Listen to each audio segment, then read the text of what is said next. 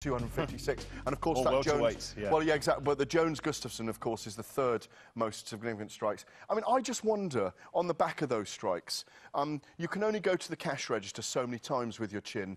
How much will it have taken out of the guys taking so many shots there like that? And you mentioned the weight cut with Johnny Hendricks, which I think is interesting as well. Well, it's something to bear in mind. You know, he did cut a lot of weight, and I personally, I don't think that's good for people, particularly if they're going to be taking big shots. And those two guys are big punchers. Well, I did a story, Christian. I did a story with Mike Dolce a little while ago, where he said that Johnny loves his food, you know, Texan food, barbecues, and he cuts 50 pounds to get to 170. So what's that in stones then? Or it's like 3.5 stone, isn't it? That's a huge amount. It's too much, frankly. Is the beard 3 stone? Yeah, exactly. I mean, if he could have made that pound and a half, probably by taking the beard off. But, you know, seriously, though, if he's going to stay as champion and have a run, he's got to think about kind of walking around at a different weight, surely. Yeah. But, you know, it was something that I noticed coming into the UFC, that with the time that we're given between fights, there's more time to grow and to, you know, to strength train and put weight on. Yeah. So then, you know, when the fight gets closer, you've only got a shorter amount of time to lose that weight, and it does kind of creep up on you sometimes. And, I mean, it's taken me 10 fights in the UFC to realise that I really don't want to cut weight anymore. I don't want to be cutting weight. It's brutal. Yeah, and it takes so much out of your performance if you do it wrong. All right, let's have a look at the rankings. Well, it's contender time, isn't it, now? It's who next? As you say, a rematch is not out of the question, but Tyron Woodley, let's talk about him against, you know, against, I can't remember who we fought now. It was Jake Shields, wasn't it? Yeah. It was. Yeah. It was that memorable. So, you know, Tyron Woodley fought Carlos Condit. Yeah. He hurt Carlos Condit. You know, it was conclusive for me, and I think Tyron Woodley deserves a title shot. I'm mixing my welterweight names up. There were too many welterweights. Yeah, there were 6 of them, wasn't it, fighting? Yeah. No, but I think he deserves a title shot. He recognised the injury, and he took him down. I mean, you know, it's a brilliant kick to finish it, and a real shame for Condit. But Woodley, for me, deserves a title shot now. Who does he fight next, then? I mean, there's so many matchups here. Who would you like to see him fight next? Well, from the way the rankings are laid out, it looks like Rory McDonald's next in line. But, but for me, his last 2 fights are not enough for him to get the next shot. He's still got to prove himself, I think, I would like to see him either beat Woodley or Lombard. Lombard would be a great fight. Yeah, or even Woodley and Lombard together for the #1 contender. Let's have a look at Jury as well, who's also in action this weekend. Yeah, he fought a very smart fight against Diego Sanchez. Movement allowed, you know, it was, in a way, Sanchez was the perfect foil for Jury's movement. You know, sidestepping him, taking half a step backwards. You could see there were times when he not running scared, but he needed to get out of the way of danger. And, of course, Sanchez is blaming on the meal he had beforehand, isn't he, this performance? But it was, for me, that was regulation Sanchez. Yeah, it was. He seemed to have embraced the worst parts of his fighting style and tailored his you know, the rest of his career towards it. I mean, it's a shame to see, because he used to be great. This was a great Gastelum. fight. This was a good fight. Well, we saw Gastelum here in trouble at the end of the second, knocked down, and we saw his growing maturity here, where he came back in the 3rd round and dominated. I really do think he's the dark horse of the division. Look, he's so devastating. And I thought his footwork in this fight was phenomenal. Yeah, he's quite scrappy. I like the way he puts his hands together. But you can tell he's working off instinct all the time. He's not putting combinations together. Yeah, very much. What about Diaz? Does he factor into all this? Got to throw him in there. Yeah. He's such an exciting guy, and he matches up well against everybody in the division. I'd love to see him fight someone like Matt Brown. Yeah, that'd be a really, really good fight. Big win for Scotland over the weekend as well. Yeah, really good to see Robert Whiteford win against Daniel Pineda. It will help things. We'll talk about that later on in the news.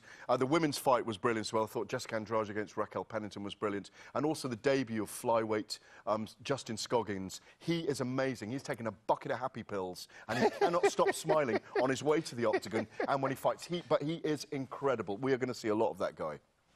I love the name Scoggins. Scoggins is brilliant. You would have been picked on at school. You would go on to be on a fighter. Scoggins, Snoggins. OK, lots to talk about tonight. Also, just to let you know, live Premier League football coming up on BT Sport this weekend. Tied at the top as leaders Chelsea take on Arsenal at Stamford Bridge. All the action on BT Sport 1, build-up from midday on Saturday. On UFC Beyond the Octagon, after the break, James Haskell catches up with UK featherweight Brad Pickett. And later on, we look ahead to UFC Fight Night, Shogun versus Henderson 2 from Brazil. We're back soon.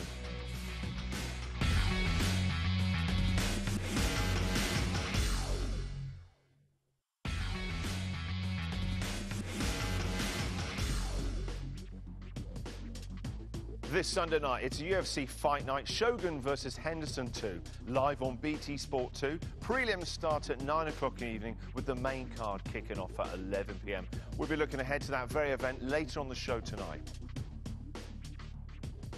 UFC London saw UK favourite Brad Pickett compete for the very first time at flyweight. James Haskell caught up with the Londoner Brad, one-punch Pickett, to reflect on his recent win at the O2 and to discuss his future at his brand new weight class.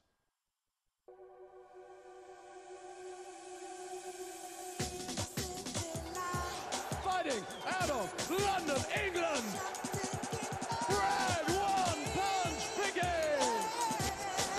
Wow, what a big exchange there.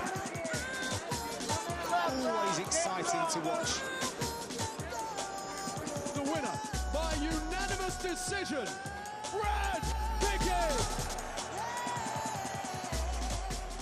It's been a week since London. How are you feeling? I feel great, just it's nice to relax a little bit and eat what I want for a little bit. I won't go too crazy, but it's good. How do you think your performance went?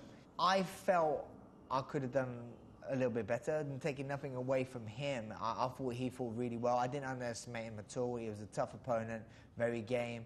I had a lot more to lose, especially in front of my home crowd, which was awesome. I love fighting in the O2. But I needed to go out there and get the job done.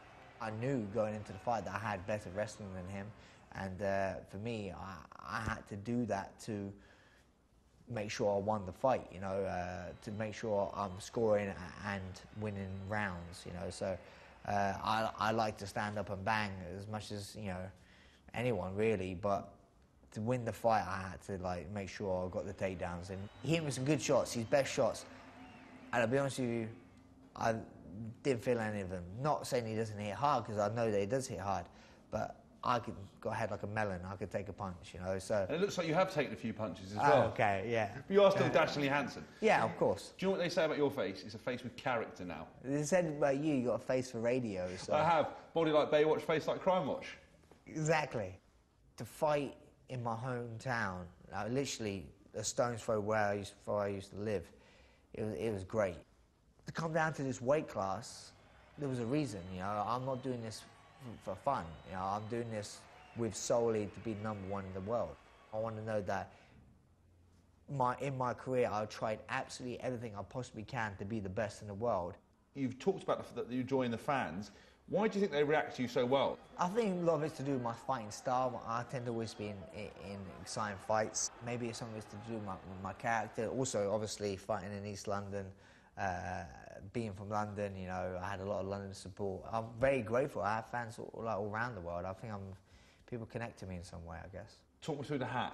Well, a lot of people have a little mixed understanding of where my image comes from. A lot of people associate with Mickey One Punch from Snatch, which is, don't get me wrong, is very close. But the actual reason I wear my trilby hat and braces, my mum's dad used to be a bare-knuckle boxer back in the 1920s. He died when I was 4, so I didn't actually get to know him too well. But obviously, you see a lot of pictures of him and family chats about your granddad, all that stuff. Oh, your granddad used to do this.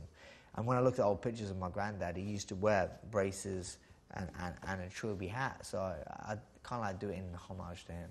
You want another fight at this weight category. Where do you want to go with it? I believe that I'm relatively fit and I could go again. So I'm looking really as in events-wise. I like fighting in Europe, to be honest. I'd love to fight in Berlin. It's a beautiful city. And also in Dublin. Obviously, if the UFC turn around right now and say, hey, Brad, we want you to fight Demetrius Johnson for the title, I would not turn it down. But I need to go into a fight sometimes knowing I deserve that title shot.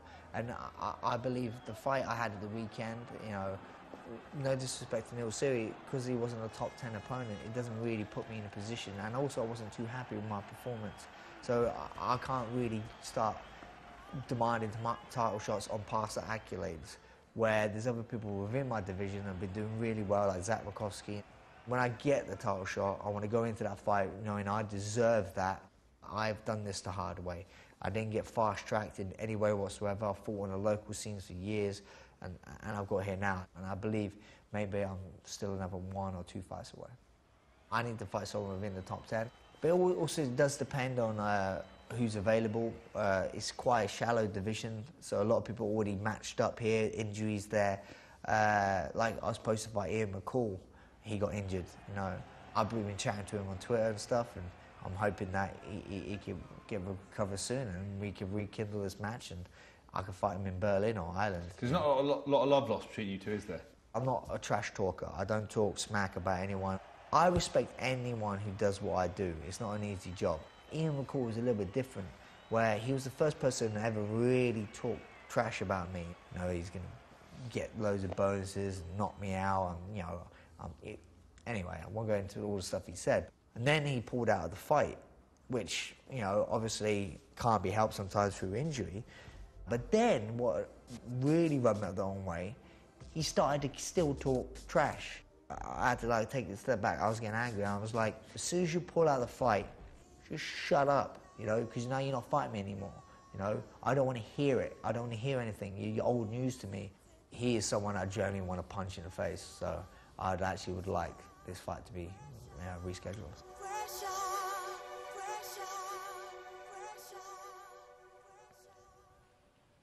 That was nice to see James and Brad chat between their painting and decorating business. Did look like that, didn't yeah, it? just in between a project. All right, let's have a look at the rankings. Dan, what has Brad got to do next then? What do you think he needs to do? He's got to pick off somebody in the top 10. I mean, that's really his only choice. Obviously, Ian McCall's the fight that everyone wants to see, but there are so many guys in there that would make good matchups for Brad. He's always an exciting fighter to watch. Definitely. And he's going to make a fight out of any of those guys. We spoke to him earlier today, and he had an MRI scan yesterday where he talked to us about the neck and the arm he'd felt go during the Siri fight, pain for 40 seconds. The doctor appears to be, or the MRI scan appears to be fine. He said he's not really feeling any pain. No strength has gone from his arm in this period of time. And I think for Brad, he's saying that if Ian McCall's not ready, he'll